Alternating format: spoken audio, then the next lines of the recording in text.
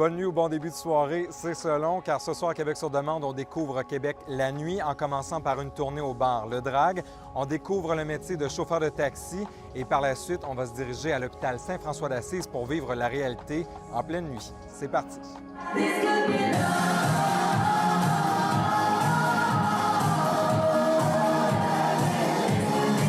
Comment on peut expliquer le succès du drag? Perpétuel changement puis adaptation. On offre une panoplie d'activités, on offre des choses différentes. À tous les soirs, on a quelque chose, du lundi, peut-être du dimanche au samedi. Ça n'arrête pas, il y a toujours de quoi.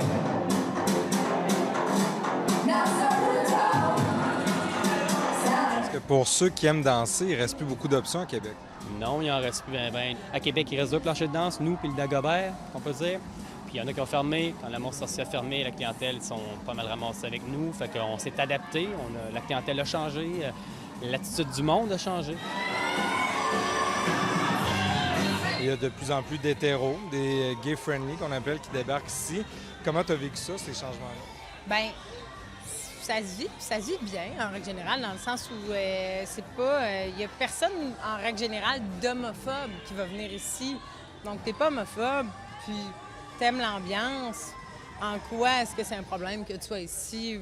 Selon moi, aucun, tu sais. On s'avance. Oui, je veux que ça se remplisse, c'est comme un show, là. Ils sont curieux, ils veulent voir des shows drag queen, ils veulent voir un peu l'ambiance, ce qui se passe ici.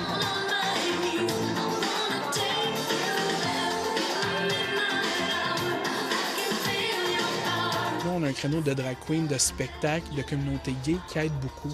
C'est un endroit de rassemblement qu'on ne trouvait peut-être pas nécessairement dans les autres bars ou dans les autres discothèques, que là, c'est ciblé un peu plus, qu'on est ouvert à tout le monde est bienvenu, mais qu'on est ciblé pour la communauté LGBTQ. C'est un lieu d'amour, c'est un lieu qu'on célèbre au lieu de... On manifeste pas, on fait juste célébrer, on fait le party, on s'amuse.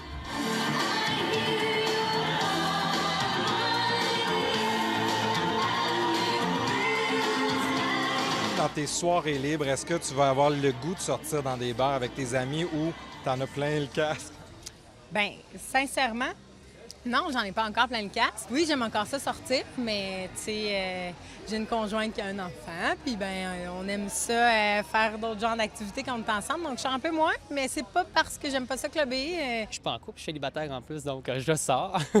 Ça l'aide un peu, disons. Sinon, je serais peut-être un peu plus casanier, là. Ça m'arrive d'avoir le goût de sortir parce que c'est là que je vais voir mes amis. Fait que c'est pas nécessairement pour sortir, mais pour passer du temps avec mes amis ou de faire une activité. Mais je vais préférer une soirée à la maison ou chez quelqu'un, une soirée jeu ou quelque chose de plus relax, pas avec la grosse musique. Ouais. Comment on s'adapte au beat de nuit? On doit d'abord être sûrement une couche tard, une lève tard aussi à quelque part. Quand même une très bonne facilité de manier mon horaire de temps, si on veut, là. Décalage horaire, admettons, quand je vais en voyage, je comprends pas tant ça. Donc, tu sais, j'ai vraiment une facilité. C'est ce qui m'aide, puis ce qui n'est pas le cas de tout le monde avec qui je travaille. Pour nous, ça devient un horaire normal. C'est qu'on se couche à 3-4 heures du matin, puis on se réveille dans les environs de midi, 1 heure. Puis là, c'est là que moi, je vois ma famille où je vais à l'épicerie si j'ai besoin d'aller à l'épicerie ou à la banque ou n'importe quoi. Il faut être vraiment de type nuit, il faut être un couche-tard. T'as pas le choix. Comme moi, tu vois, quand j'étais barman, je quittais à 4h, 4h15 maximum. Des fois, ici, ça peut aller jusqu'à 7h le matin parce que je m'assure, il faut que je fasse les fermetures, tout. Je m'assure que tout est correct pour le lendemain. C'est de la gestion. Là, tu sais, quand tu veux profiter de tes journées, en particulier l'été, que tu veux te lever tôt, bien, là, tu dors un petit 2-3 heures. Après ça, ben, tu vis ta journée. Là, cette soirée-là, tu peux te coucher plus tôt. T'sais, moi, c'est comme ça que je le gère. C'est sûr qu'avec l'âge, des fois, le corps ne suit plus, mais on va essayer jusqu'à temps que le corps suive. Je me surprends encore. À 40 ans, j'ai l'air d'un petit flot, comme il y en a qui disent, mais c'est ça. Je pensais que t'as limite magané, mais ça a l'air que ça l'aide du monde.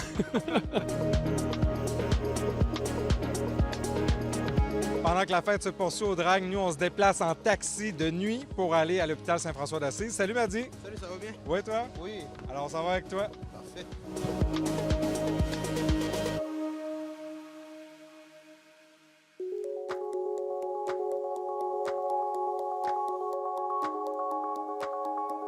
Madi, ça fait combien de temps que tu es chauffeur de taxi ici à Québec? Moi, ça fait 2 ans environ. Et ce qui est particulier, c'est que ton père conduit le taxi aussi. Exactement, oui. Depuis combien de temps?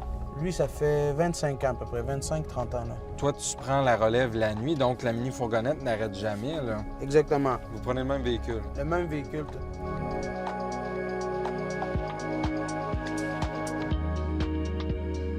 Moi, je suis à l'envers de la société. Je suis à l'envers de mes groupes d'amis, de ma famille, tout. Je suis à l'envers. Moi, des fois, mon père, là, je le crois juste quand on fait le switch. Dans toute la semaine, Vous donnez la clé de la voiture. C'est ça. Même pas. Moi, j'ai un double, lui, il a un double. Il a fini, j'embarque, lui, il sort. Puis des fois, pendant une semaine, on peut ne pas se voir. Wow. Fait que c'est comme ça. La vie sociale là, de la nuit, si tu travailles de nuit, oublie ça, là, la vie sociale, c'est out. Qu'est-ce que t'aimes de faire du taxi la nuit? Pourquoi t'aimes ça? C'est l'interaction avec les gens. La nuit, tu sais pas à quoi t'attendre, là. Tu sais, nous, on a reçu une adresse, on se présente, mais ça peut être le côté jet-set de la société, ça peut être le côté sombre de la société, ça peut être les drogués de la société, tout. Il y a de tout, là. Nous, c'est une surprise à chaque fois, là.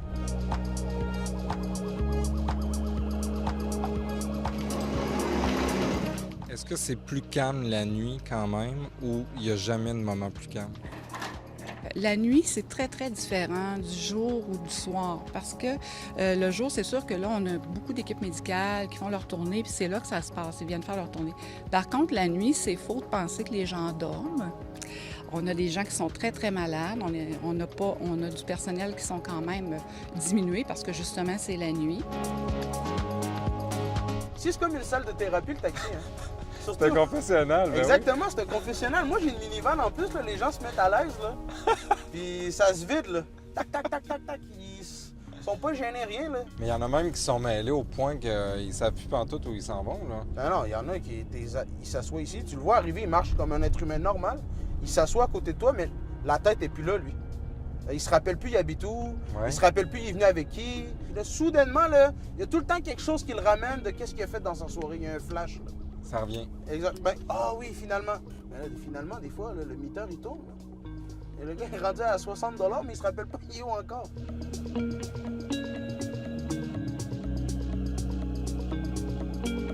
Est-ce que c'est pire les soirs de pleine lune? On entend souvent ça. Est-ce qu'il y a plus d'accouchements un soir de pleine lune? Plus de patients? Écoutez, moi, j'y croyais pas jusqu'à temps que j'arrive ici. Pour vrai? Oui, c'est vrai. Je vous le jure.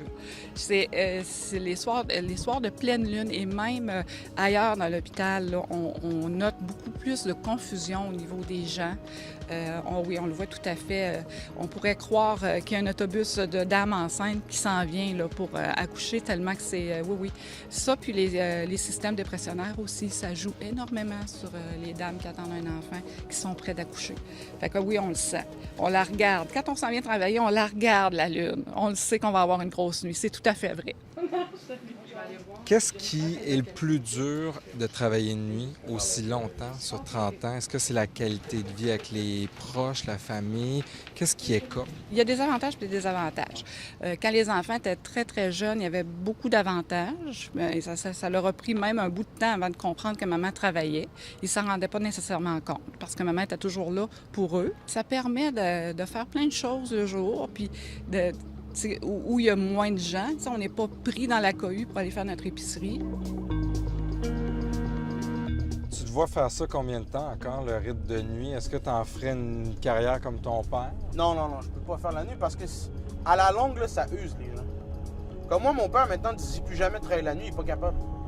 Arrivé à minuit, il est KO. Il a donné. Il a donné, là. Lui, il a fait sa part pour la société, il a raccompagné les gens sourds, il a évité des ballons à beaucoup de gens, mais maintenant, c'est terminé. Et vous allez faire ça encore combien d'années? Je suis bien partie, là. Je pense que je vais terminer ça de nuit, à moins qu'il se présenterait quelque chose de vraiment plus motivant que ça, là. Mais pour l'instant, je pense que je vais terminer ça de nuit. Alors là, tu nous as amené du bar à l'hôpital, puis là, je pense qu'on s'en va se coucher. Exactement. Merci, Maddy. Merci.